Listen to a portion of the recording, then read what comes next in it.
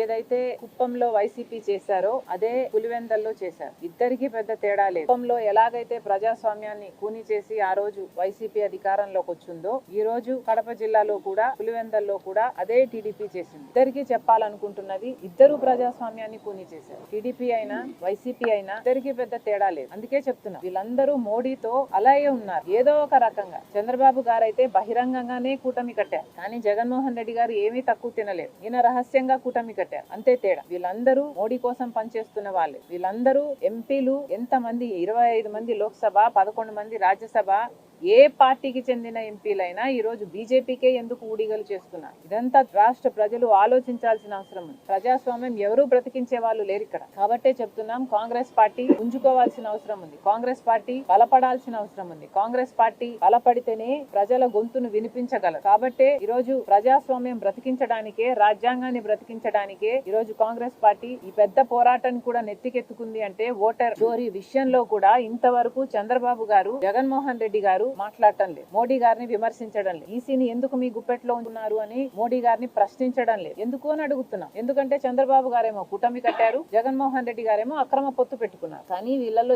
ఎవరు ప్రజాస్వామ్యాన్ని కాపాడే వాళ్ళు లేరు. ఏదైతే కుప్పంలో చేశారో ప్రజాస్వామ్యాన్ని కూని చేసి, అదే మళ్ళీ కడపలో జరిగింది. ప్రజాస్వామ్యాన్ని కూని చేస్తే సాధ్యమైంది. మళ్ళీ చెప్తున్నాం, ప్రజాస్వామ్యాన్ని బతికించే పార్టీలు అవసరం. ఈ రోజు అధికారం ఉండి రిగ్గింగ్ చేసుకుంటూ పోతే ఏదైనా సాధ్యం. అందుకే చెప్తున్నాం, ప్రజాస్వామ్యాన్ని బ్రతికించాల్సిన అవసరం ఉంది అని అందుకే చెప్తున్నాం. ఇలా దుర్మార్గంగా తాలిబాన్ల లాగా వ్యవహరిస్తే ఏదైనా సాధ్యం. సాధ్యం కాదు అని మేము అంటం లేదు, కానీ అది పద్ధతి కాదు అని చెప్తున్నాం. ఇది భారతదేశం అని గుర్తుపెట్టుకోవాల్సిన అవసరం ఉంది నాయకులందరికీ కూడా.